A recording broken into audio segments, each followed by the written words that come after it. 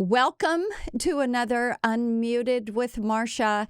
And everybody is talking about the one big beautiful bill. Indeed, it is a success. And we want to dig into it. So our guest today, Kevin Hassett, who is the director at the National Economic Council, which is there at the White House. And he has worked closely with the president on getting this through. And I will say worked closely with those of us in the Senate, and I know also in the House. So, Kevin, I want to say welcome to you. We are thrilled to have you join us at Unmuted. So thank you for that. Thanks, Marsh. I want to start talking about the tax portion of this bill, because this is the largest tax cut in our nation's history. And we made the 2017 tax cuts permanent with this, as well as R&D, bonus depreciation, interest expensing that got restored, and the no tax on tips and overtime, and Social Security. So talk a little bit about why the legislation is so crucial to benefiting hard-working families. Sure. Well, it's great to be here with you again, Marcia. And I also am very grateful for all of your contributions while we were working together to make the bill big and beautiful. I can remember a few times at the beginning where people were telling me, oh, there's disagreement amongst the senators about this or that.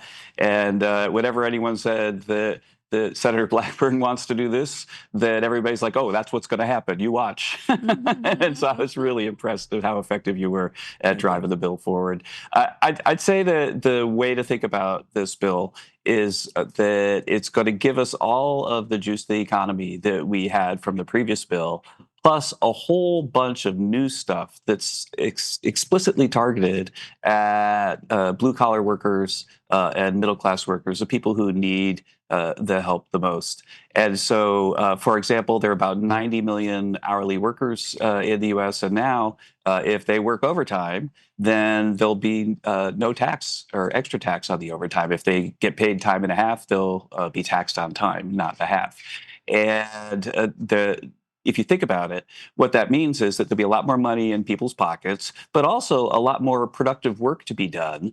And so it's a supply side tax cut that puts money in people's pockets. It's a really, really brilliant policy. And so the big, beautiful bill is big and beautiful because there's so many of those things. And our own Council of Economic Advisors has estimated that this bill will increase the take-home pay for the typical family by about $10,000 to $13,000.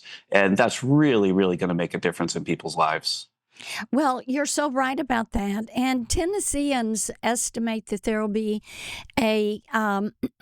or I should say it this way, your economic council's estimate that Tennesseans will save $2,600 a year in taxes, which is a positive, and then see about $10,000 a year in that take-home pay, extra pay, which is vital. I think one of the things important to me, and as you know, I worked hard on it. I've worked for years to remove the tax from Social Security.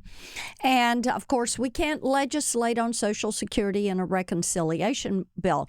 But our path to do that and to fulfill the president's promise of no tax on Social Security, we put the $6,000 per year per individual bonus deduction for seniors. And that way, it in essence removes that tax. And I've kind of chuckled when people have said, oh, it's not pro-growth policy for no tax on tips or overtime or Social Security. But I come back and I say, but it is stimulative policy because you're leaving more money in the pockets of the people that earned that money. Right. It is stimulative, you're right. And it is actually supply side and pro-growth in the traditional sense, too, because let's go back to the thing that you've been a leader on, God bless you, for so many years on the Social Security tax. But remind the listeners that if people get their Social Security, say you retire, and it's less than you hope for, and you're having a hard time making ends meet. And so you figure, oh, I better go get a part-time job because I need a little extra money so I don't lose the house. Then when you go get that job, then under the old system, what happens is that for every dollar you make, Social Security takes away 50 cents and then taxes you on the rest. And so they're basically making it so that retirees don't have a safety valve to go and do a little extra work, or maybe they want to do the work just because it's rewarding to do the work. And so the highest taxed people on earth are not the millionaires and billionaires, they're retirees That's who right. want to go back to work and lose their Social Security. And you've been a leader in trying to fix that problem. And within the Senate rules, the fix that you guys came up with is brilliant, because what it does is it makes it so that I think it's 88% of seniors who That's are right. going back to work are not going to ever have to go through that situation where they're losing 50 cents on the dollar. Yes, and we are thrilled to see that happen, and especially as seniors are trying to work longer and want to be more active during their retirement years. I want to ask you about the policies that are in here.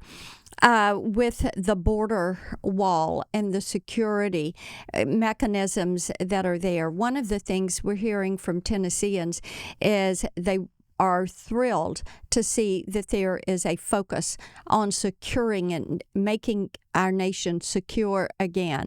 Any idea when they're going to begin that construction on the border wall? Oh, I'm sure that the plan, it could be today, in the sense that the urgency that the president has to finish the job on that, and to do so in a way that makes it impossible for some future administration that's as feckless and wanton on Yes. this topic as the Biden administration was, to succeed, because there'd be so much they would have to undo.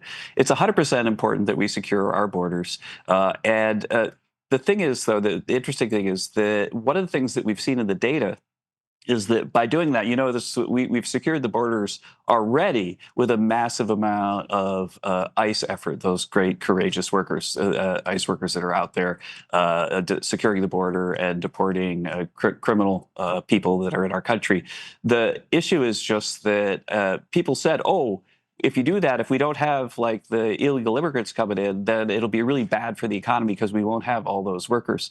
And as President Trump showed the American people this week, that in fact, what happened as we've deported people and secured our borders is a whole bunch of native-born Americans have gone back to work, because what was happening was that illegals were coming into the country and taking low-wage jobs and driving down the wages of people who are legally resident here, and so the wage was so low that legal residents were just staying home and exiting the labor force. But as soon as the opportunities arose, then already this year 2 million native-born Americans have gone back to work, and employment is way up and the economy is booming. And so this border security policy is really advantaging people who are citizens of this country in a way that's exactly what President Trump and, of course, you, Senator, have said it would. Yes, and indeed, we want to get that labor force participation rate back up. That's